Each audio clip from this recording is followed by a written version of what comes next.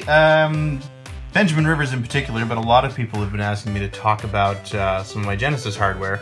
So I'm just going to go through a bunch of it tonight, just because it's fun to do. So of course we're going to start with the Tower of Power. This is of course the original model of Genesis, original model Sega CD, and the 32X.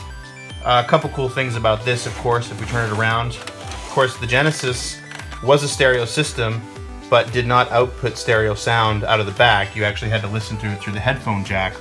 So one of the cool little things about the Sega CD, you'll notice in the back here, there's some RCA jacks for stereo sound and a mixing cable. And so when you bought the Sega CD, you literally got a headphone jack or a headphone mixing cable that went into this headphone jack at the front. There's a volume control. Went through this little clip on the side so that it didn't get in the way of the CD door, and would go in the back. And then you could output stereo sound from your Genesis directly to a stereo system. It's kind of cool. Of course, this evolved into This evolved into the Genesis 2 / Sega CD 2. I'll move this out of the way. So of course, this was the smaller version of the Genesis. Smaller version of the Sega CD included a flip-top door instead of the motorized door, which does fail on the original Sega CDs.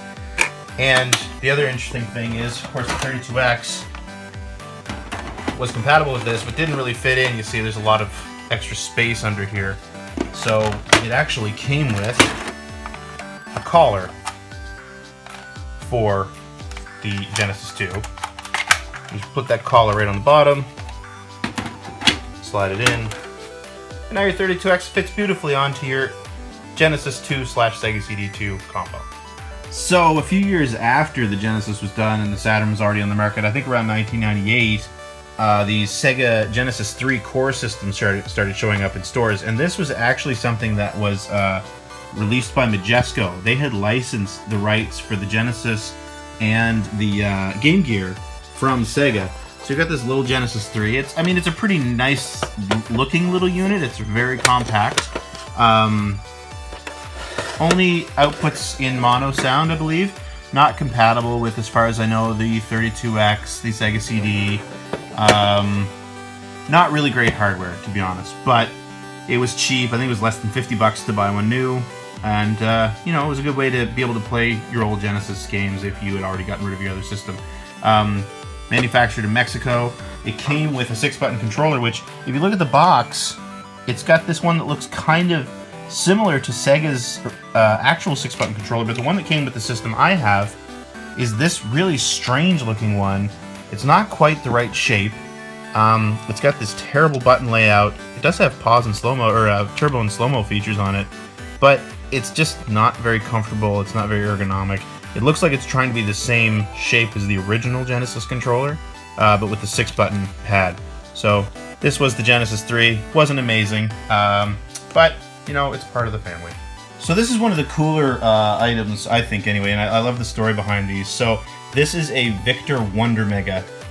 This came out very soon after the Mega CD came out in Japan, and it's a hybrid Mega Drive / Sega CD, or Mega CD, I should say. It was released by Victor. There was a version released by Sega itself as well. You see, you got the hybrid stickers here. This one's in a little bit rough shape.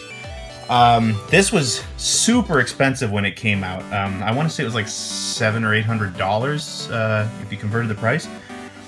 But it has a bunch of interesting features. It has some really cool lights on it, actually, that I wish I had it plugged in so I could show you. But if you look here, you'll actually see controls and inputs for headphones and microphones. So this actually has a karaoke feature built right into it. So that was pretty interesting for the time. Something with Sega consoles in general, they all had karaoke units of some form or another. The other thing that this system has are these DAP buttons. So you've got game, extra bass, which actually literally just pumps up the bass on the sound. There's the karaoke button, or you can turn it off. A couple other interesting features. If you look at the back, you've got the AV cables here. You've got a MIDI out, which is cool. Not common on consoles. Even less common on consoles at the time. This was in 1989, I believe. Or no, 1990 when this came out. Maybe, no, 1991, sorry. This was in 1991. It has an S-Video out, which was very rare at the time. I don't think any other consoles really had this. So then, after a little while, we're going to keep this going here. I'm going to bring another system in. Victor, I'm sorry, updated their design of the Wonder Mega. So this is the Wonder Mega 2. Basically, it's still a hybrid console. See there? It's still got the microphone inputs for karaoke on the side. You guys see all those little dials and everything like that. And it's still got S-Video on the back. It's lost the MIDI input, as far as I remember. But there's something else that's kind of interesting. So you'll notice on the front, if you look closely, there are no controller ports on this thing. There's just this little IR receiver. And why they have an IR receiver is because this came with wireless controllers. So this is the official Victor Wonder Mega wireless controller. 6-button, obviously. You choose which player you are right there. The function button here. Also controls, I think, for, well, a lot of different things. Actually, you'll see this is a universal remote. Power, volume, TV volume up and down, TV video. So it actually, yeah, it doubled as a universal remote, which I think is hilarious. Just battery operated. But if you still needed wireless controllers or wanted wireless controllers, there was, or a wired controller, I mean, there was a wired version of the controller that came with the system. And what's interesting about this is, of course, there's no input on the front of the system, so the controller inputs are actually back here. Right on the side over here. So that was the Wonder Mega 2. And this is the one that was eventually reworked to come out in the US. And I'm sorry for the condition of this console. It's in pretty rough shape. The JVC XI. So you can see, if I bring this over here, very similar to the Wonder Mega 2. The exact same case design. A couple differences though. The IR port is gone. In the American version, you'll see we've got our regular controller ports here. The karaoke bits and pieces seem to be gone, although that's not actually true. For some reason, they've just been moved to the other side. So you see we've got the inputs here. Get that into the light there. There we go. And on the back, the other thing that we've lost is the S-Video out. That is now gone on the US version. So that is sort of the saga of the Victor Wonder Mega / JVC XI. Some really interesting hybrid consoles in the Genesis family. So light guns in the 16-bit era kind of went crazy. We all had, you know, we knew about the Zapper and the Phaser for the NES and the Master System. But Nintendo and Sega went really weird with their guns in the 16-bit time. So this is the Menacer. I'm sorry for the condition of this. It's very yellow. It's supposed to be white, as you can see on the box there. This is Sega's light gun. The actual gun is this piece right here. The whole thing is modular. You can take it all apart. You can take the stock off. You can take these, I don't know what those are, targeting things off. Just a standard light gun that you use on a CRT. Came with a 6-game cartridge. Whoa! See here, the Menacer 6-game cartridge.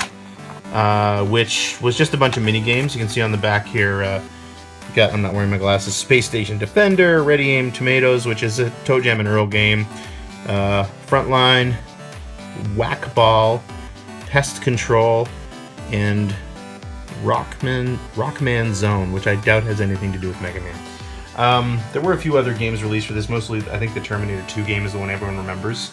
But yeah, so that was one light gun. Then, of course, you had Lethal Enforcers by Konami, which came with the Justifier light gun. So that was a pretty big game. One of the games that's actually responsible for the creation of the ESRB. This, Mortal Kombat, and Night Trap were the 3 games that Congress focused on when they had the hearings that ultimately led to the ESRB. So this is the single player, or the first player gun, the blue gun. And it's got a Genesis connector on it, but to play 2 players in Lethal Enforcers, you couldn't just use 2 blue guns.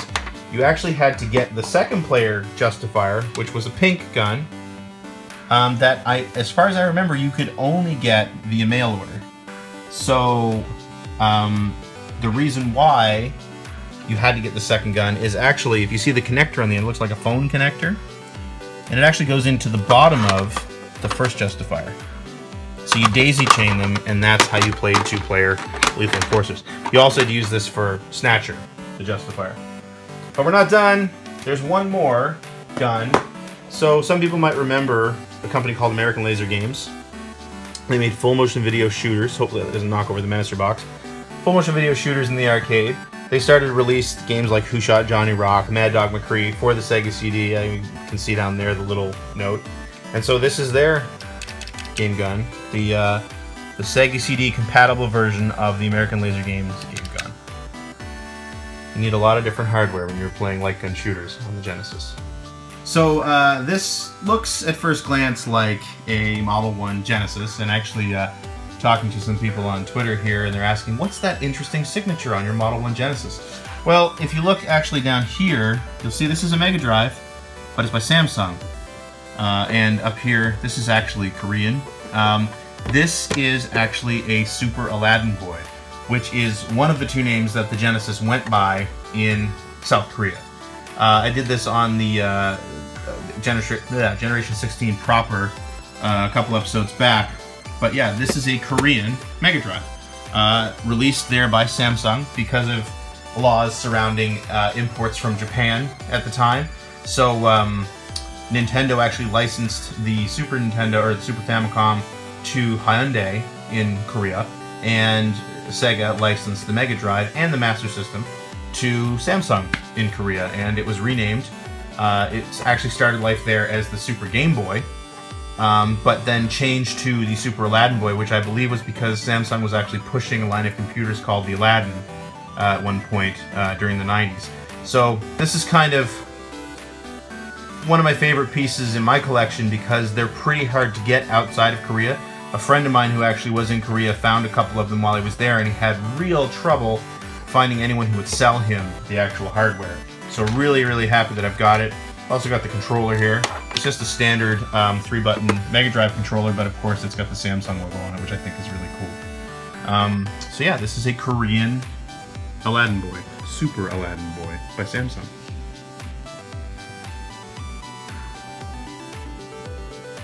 So yeah, here's probably the rarest version of the Mega Drive / Mega CD. This is the Iowa Boombox Mega CD. So again, one of those consoles that was licensed out to a different company. So if you look around, like if you look up Iowa Boombox or something like that, or Ghetto Blaster on eBay, you'll find a lot of actually this top unit. It seems like it was fairly common back in the 90s. But this, of course, is a Sega branded one. You can see down here on the tape deck, which I love. And it's got this extra piece on the bottom, this pedestal, that has Genesis controller ports, or Mega Drive controller ports, and a Mega Drive cartridge slot. And of course, if you look up top, it's got the Mega CD logo on the flap on the top. So it actually will play Mega CD games. If you look on the back, the whole thing is actually held together by this gigantic jumper cable. But yeah, this is a tape deck / radio / Mega Drive Mega CD combo unit. Very rare. Generally goes for a few $1,000s on eBay. Definitely my prized possession as far as this collection goes. Yeah, very, very beautiful. Also want to call out, because I love these different branded controllers, we have this great blue Iowa branded Genesis controller, which is probably my favorite part of the whole thing. So here we got the Mega Jet. This is a pretty cool story. You can see that this is, I'm going to tilt this forward a little bit. You can see here, there's a cartridge slot at the top. This is a portable Mega Drive. The reason it's called the Mega Jet is because this hardware actually started life as something that was built for planes. I forget which airline it was. I just want to say Tokyo Airline or Air Tokyo or something like that. That Sega struck a deal with that they would rent these units to people who were riding in the planes, and they would connect to the personal televisions that were on the back of the seat in front of each person. And they just took standard Mega Drive cartridges. Eventually what happened is Sega repackaged this a little bit, so now you see there is a AV out up here and a power plug up top, and sold it as a retail unit. So it's literally a portable Mega Drive. Plugs into a television, also has a controller port on the bottom, so you can play 2-player games. And so we did not get this in the US or Canada, but you might notice that it does seem, the features seem kind of familiar, and that is because when it did come here, Sega of America, or Sega of Japan I guess, but Sega of America sold it with a screen added. So this is the Sega Nomad, came out in 1995, and you'll see it's pretty much the same hardware, 6-button controller, but you've got the screen, you've got, again, controller port on the bottom with the headphone jack, and up top it takes standard Genesis cartridges, and, you know, can work as a unit that plugs directly into your TV. So I made jokes about this when the Switch was first announced, but I was serious. Sega did what Nintendo's doing back in 1995. This is literally a home console that is also portable. You could take it with you, you can play your games on the screen, you can plug it right into a television, plug an extra controller on the bottom so you've got some multiplayer gaming happening. If you wanted to, you could do multiplayer on the little screen. I don't know how useful that would be. But yeah, Sega Nomad, very cool little piece of hardware. One of the last things Sega released for the Genesis family. Another piece of interesting hardware, not video game related obviously, but I kind of love the idea behind this. So this is of course a Sega branded power strip, and you'll notice how far apart the outlets are. And that is because if you had a Genesis and a Sega CD and a 32X, they all required their own power, and they all came with these big wall wart power adapters. So the AC adapter part was directly on the piece that plugged into the wall. So in a standard power strip, when you had, if you had the spaces, no spacing in between, you'd literally lose at least one extra outlet each time. So Sega released this, which got this great little Sega logo on it, as sort of a solution for the fact that when you bought fully into the Sega family, you had a lot of wall warts that you had to deal with. Everyone remembers Mario Paint, but Sega had a mouse as well. So what we've got here is actually the Japanese version of the Sega Mouse for the Mega Drive. I always really liked this version. I love the color of it. Love the little blue buttons, which actually, I don't know, it kind of looks like a mouse, an actual mouse.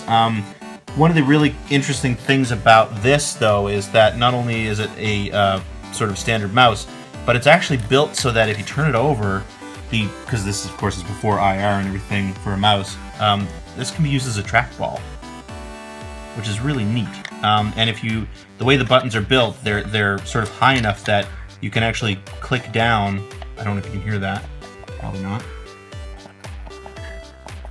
Anyway, you can activate the buttons from the trackball side. So that's pretty cool. Now, in the US, they also released a mouse for the Genesis. We'll bring that in here. My cool little Sega branded mouse pad. So, unfortunately, this doesn't have that same feature. You can't use it as a trackball, but it is a 3-button mouse. Came out with for a couple different drawing programs, although I believe the main drawing program that came out for the Genesis called Art Alive didn't actually have mouse compatibility, because I don't think this existed at the time. But there you go. That is the American version of the Genesis mouse. So this is kind of an interesting thing too. This is not, this is not Genesis related, but it came out around the same time. Well, it was during the Genesis time, and I believe the hardware is actually based on the Genesis. So this is the Sega Pico. So this was a kid's system that Sega released, and you can see if you look down below here, it's a light pen system. So you've got this Pico light pen on the side here that you can press down for it to click, and you've got all these nice, beautiful, colorful buttons on the side here. And so this plugged into your TV. The games are actually books. I don't know exactly how they work, to be honest, because I've only ever played this once, and I haven't done a lot with it. But yeah, so the games all came in book form. That's the way the cartridges worked. If you close it up here, actually I'll show you what the cartridge looks like here. They had a Disney deal, so there's a bunch of Disney games made for this thing. Math Antics with 101 Dalmatians. And you just change out a cartridge like this. You hit this little button at the top, game pops out. Very kid-friendly. Plug the next one in, and you're going. Pretty popular here in the US, super popular in Japan, lasted a long time there, to the point that there were actually Pokemon games released for this thing in Japan. And the greatest thing is that, like I say, beautiful little, I love the colors on this thing, very kid-friendly, and when you're done with it, you literally fold it up, clicks into place, and you got a handle. You walk away with it. Sega Pico. So another non-Genesis related stuff that Sega was releasing during the 90s. Here we have Pods, the futuristic game of light and sounds.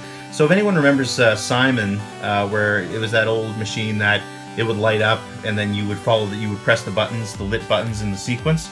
This is the same idea, except this uses hand motion to read. And you can see, sort of looking at the box here, you see those kids there, and in the bigger picture, it actually reads if your hands are closer or further away from the pods. I'm not going to take this out of the box because it's kind of a pain, but yeah, so that was one of the cool little toys Sega released. One of the other toys, they're not really a toy, but I'd like to show here now, is also called the Sega IR7000. So this is actually an early PDA. It's actually a Casio PDA that Sega bought the rights to and re-released with the Sega branding. So if you open it up here, you can see on the inside, I don't have any batteries in this thing right now. Full keyboard. You could actually send texts via IR, which is the little thing on the top there. And you could do some gaming. I think it had a map feature. It definitely had notes, had a calendar, all kinds of little features. Really cool, early little example of a PDA for those who remember these things that Sega released. So we have the Mega Modem. Mega Modem came out in 1990, and it is exactly what it sounds like. It is a modem for your Mega Drive. It was really slow, but you could download games onto your Mega Drive, and you could actually play games online. A couple games, especially that came up from Sunsoft, which was really kind of strange. There was two. There was a baseball game and a mahjong game, and they actually both came out just before the modem. And I always kind of wondered about that until I did a little bit of research on it, and it's because this modem was actually developed by Sunsoft and sold via Sega.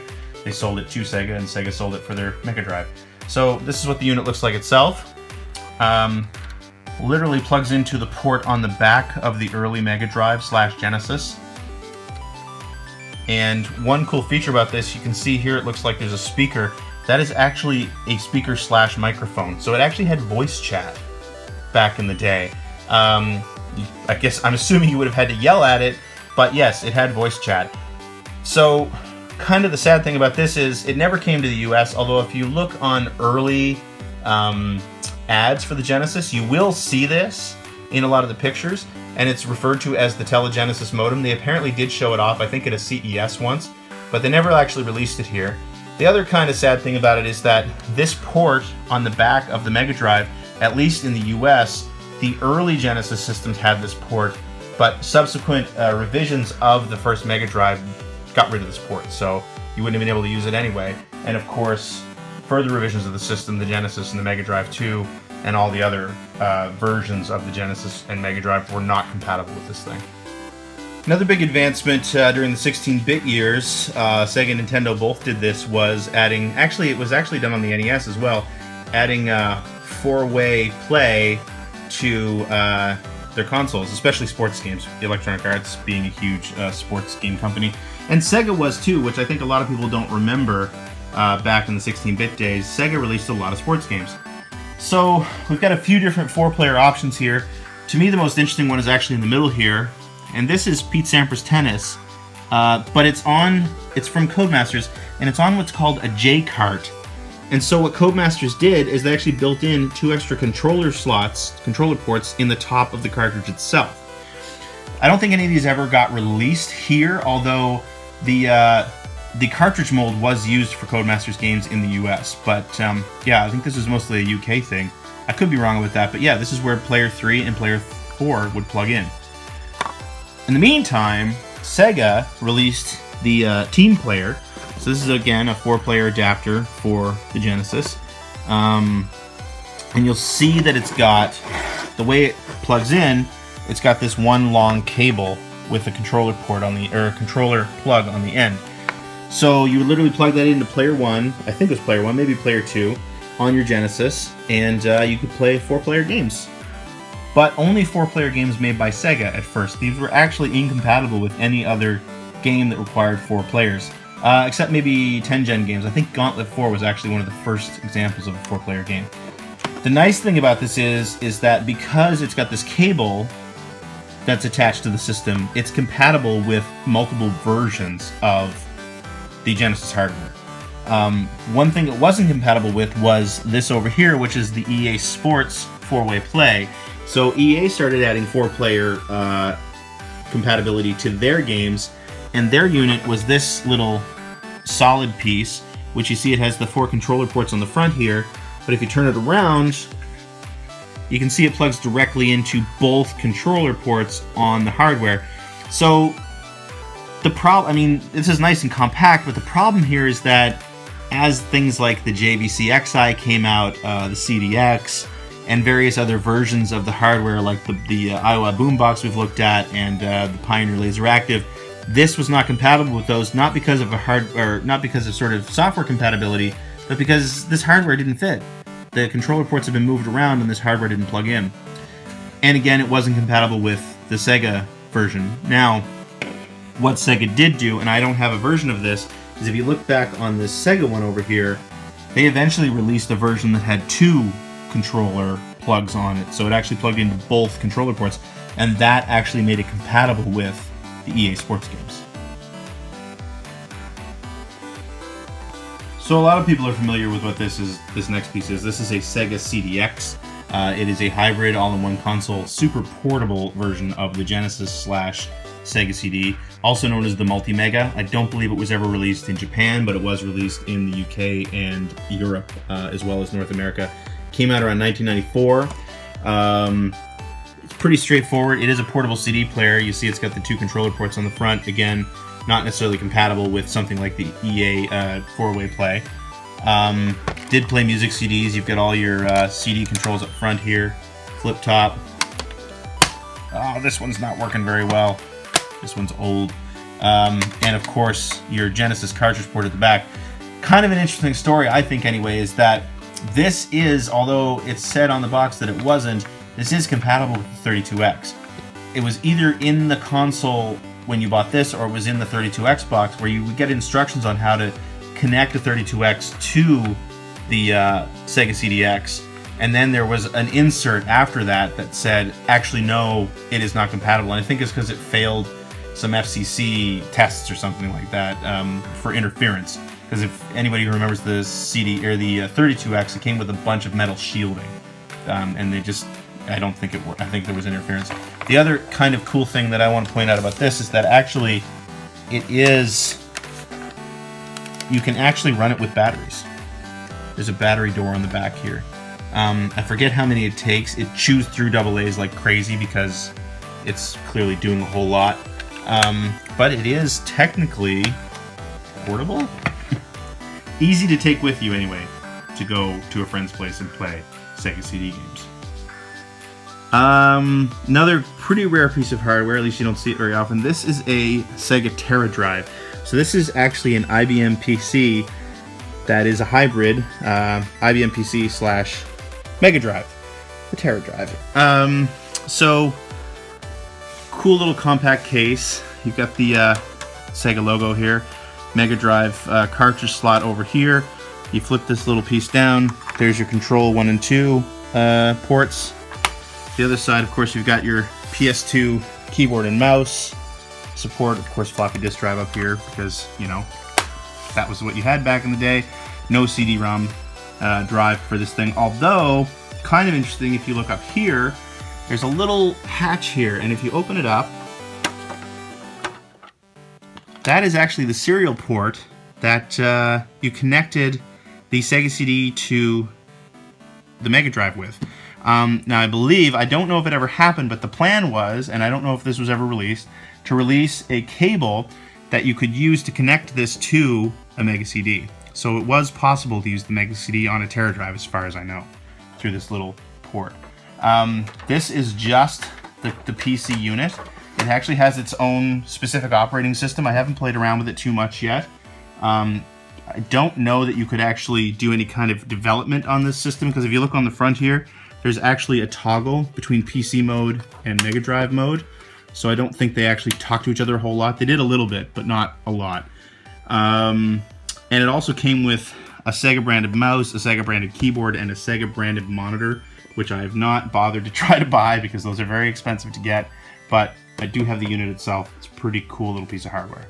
And this is the Pioneer Laser Active. So this is something that came out, I think, pretty late in the 16-bit life cycle anyway. So this is a Laserdisc player from Pioneer. I think it was a pretty standard disc player for them. But the one thing that's a little bit different about this one is that there's a spot down in the bottom left corner here for what were called packs. This already has a Sega pack in it, which I'll hold this up here. This is what they look like when they're out of the unit. Yeah, so you see you just have a cartridge port for the Mega Drive or Genesis, 2 controller ports on the side there, and you'll see you've got the little logos here for Mega Drive, Mega CD, and something called Mega LD. So look on the back here, you see this is where it plugs into this with this port in the back. So it literally just slides right into the machine. There are multiple packs made for this machine. One for the Mega Drive / Genesis, one for the TurboGrafx 16 / PC Engine CD-ROM, and I believe there was also a PC version, and there was also a karaoke pack. All I've got are a couple of Mega Drive packs. So what's interesting about this is that you can play Mega Drive / Genesis games using this pack. You can also play Mega CD games or Sega CD games. If you just tap the CD button up here, hopefully this will work. This unit's pretty old. And it will pop out the CD-ROM door. But, more importantly, you can play what are called Mega LD games, or if you had the Turbo or PC Engine pack, you could play, I think they were called LD ROM games. Set of games that were only available for this machine have never been, I don't think they can be emulated. They were actually on Laserdisc.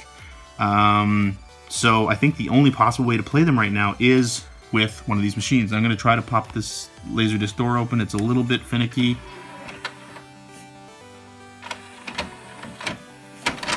There we go. So there's the gigantic Laserdisc shelf, the extremely filthy inside of the Laserdisc player. Yeah, and so there aren't many of these games, and what are out there are pretty expensive. Road Avenger is one of them. I think it goes for $1,000 on eBay right now. Time Gal is another one. But yeah, really interesting little unit. Well, it's not little, it's actually really big. Kind of a bummer in that I don't think it even has S-Video. It only has RCA out, which kind of sucks, especially with televisions nowadays. I don't know if it's possible to mod one of these. I've never tried it, I've never looked it up. But very unique piece of hardware, very unique games that you really can't get anywhere else, although most of them are just full motion video games with Laserdisc quality. And I'll show off this too. It comes again with a customized laser active controller, which is pretty sweet. I'll hold it up to the light a little bit more. Yeah, so Pioneer Laser Active, the elite system for rich people.